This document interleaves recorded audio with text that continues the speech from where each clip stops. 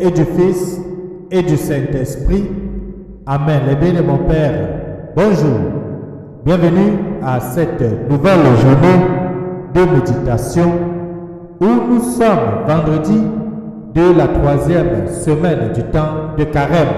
Les bénis de mon Père, j'ose croire que tu t'es arrangé en ce jour de vendredi pour aller participer au chemin de croix dans ton église et dans ta communauté. Deux textes ce matin. D'abord le livre du prophète Osée au chapitre 14, les versets 2 à 10, dans lequel le Seigneur va souligner très clairement qu'il sera pour son peuple leur protecteur. Il les guérirait, il les accorderait son amour et il veillera sur eux en tout temps et en toutes circonstances. Les bénis de mon Père, lorsque nous sommes devenus enfants de Dieu par notre baptême, Dieu est devenu notre Père et comme un Père, il veille sur ses enfants, il veille sur nous. Ensuite, nous aurons l'évangile de Jésus-Christ selon Saint Marc au chapitre 12, les versets 28 à 34, dans lequel notre Seigneur Jésus-Christ résumera la loi en deux commandements. Le commandement de l'amour, l'amour de Dieu qui est seul et unique, et l'amour de notre prochain comme nous-mêmes. Tournons nos sens à l'intérieur, apprêtons les textes de méditation de ce matin et surtout le béni de mon Père. Bienvenue.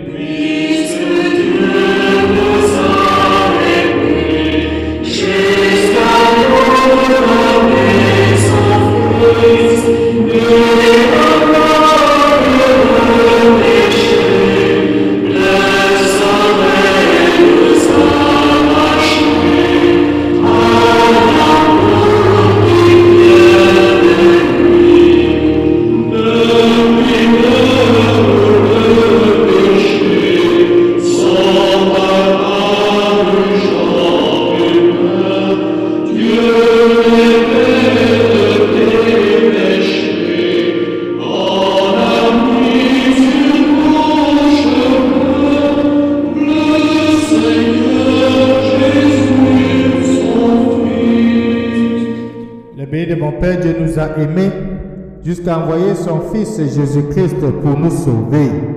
Tournons-nous et prions.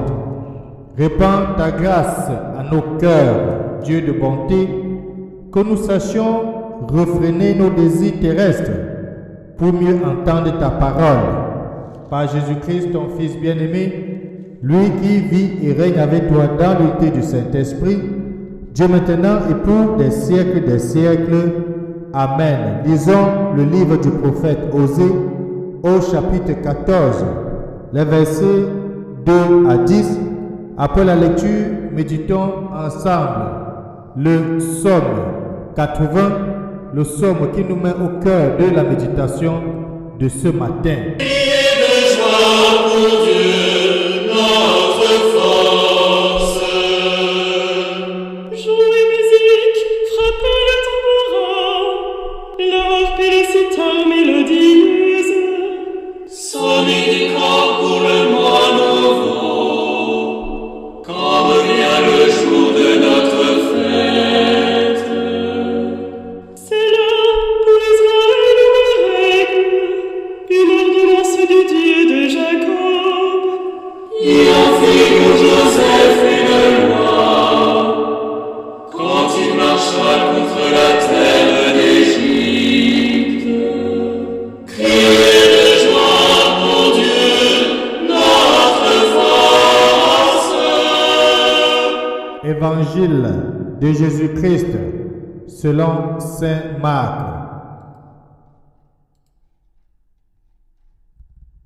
Au chapitre 12, les versets 28 à 34. En ce temps-là, un scribe s'avança vers Jésus pour lui demander quel est le premier de tous les commandements. Jésus lui fit cette réponse. Voici le premier.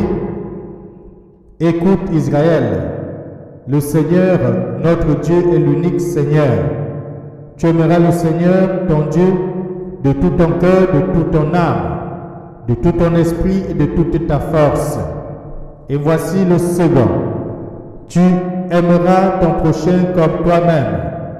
Il n'y a pas de commandement plus grand que cela. Le scribe reprit, fort bien, maître, tu as dit vrai. Dieu est l'unique, et il n'y en a pas d'autre que lui.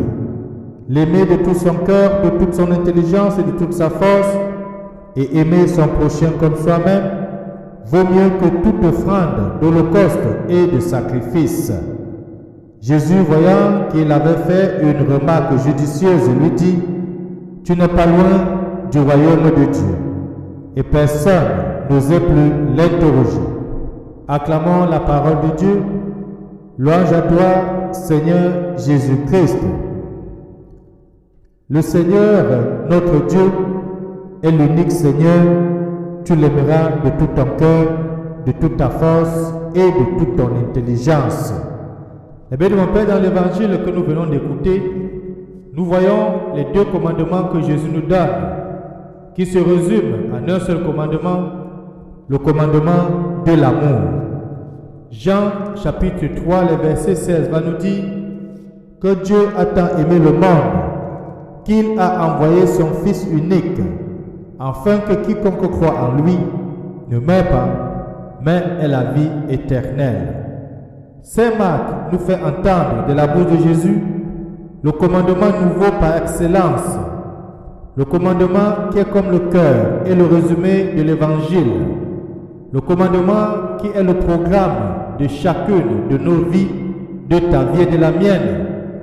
Dieu nous a créés pour l'amour et il nous a créés par amour.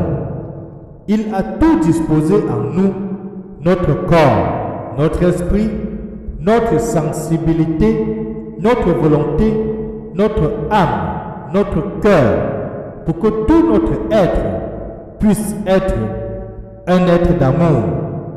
Et d'autre part, Dieu nous a fait de telle manière que nous venons au monde comme un tout petit vivant très démuni, ayant un besoin vital, non seulement d'être nourri, mais d'être aimé par sa maman. Nous pouvons se développer et atteindre sa maturité comme personne que dans et par les relations d'amour. Mais, les bien de mon Père, plus nous avançons dans la vie, plus nous expérimentons combien il est difficile d'aimer. Un chanteur avait dit aimer est facile, mais être aimé est difficile. D'aimer vraiment avec désintéressement, d'aimer du fond de cœur Dieu et nos frères est parfois difficile à réaliser. Cela demande toutes sortes de purifications et ne s'apprend pas dans les livres, ne s'apprend pas dans une école.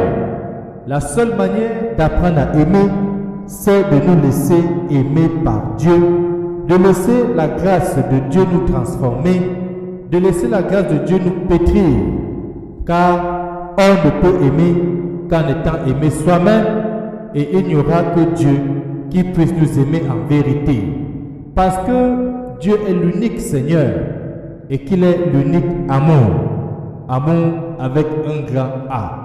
Et bien, on peut dans le commandement que le Seigneur nous donne aujourd'hui, ça résume tout ce que nous pouvons faire et poser comme geste. Ça résume tout l'évangile. Aimer Dieu, notre Créateur, notre Père, de tout notre cœur, de toute notre âme, de tout notre esprit, mais surtout de toute notre force. Il n'y a qu'un seul Dieu, le Dieu d'Abraham, le Dieu d'Isaac, le Dieu de Jacob, le Dieu de nos ancêtres, le Dieu de Jésus-Christ, le Dieu que toi et moi, nous avons accepté le jour de notre baptême, suivre et marcher à sa suite. C'est ce Dieu qui va venir au monde, comme Saint Jean nous le dit dans le prologue. Au commencement était la parole était auprès de Dieu, et la parole était Dieu. Cette parole s'est fait chair et habité au milieu de nous. Malheureusement, les siens ne l'ont pas reconnue. Pourtant, cette parole était la lumière du monde. Et Dieu aujourd'hui, Jésus-Christ nous dit également d'aimer notre prochain comme nous-mêmes. Cela est fondamental. Ce que tu as besoin qu'on te fasse, fais-le aussi à autrui. Ce que tu as besoin qu'on ne te fasse pas, ne le fais pas aussi à autrui. C'est assez simple, c'est un signe d'amour. Que Dieu Tout-Puissant nous aide aujourd'hui à développer en nous l'esprit d'amour, l'esprit d'humilité, mais surtout l'esprit de réconciliation. Et qu'il nous bénisse et nous garde, nous qui est Père, Fils et Saint-Esprit. Amen. Bonne journée.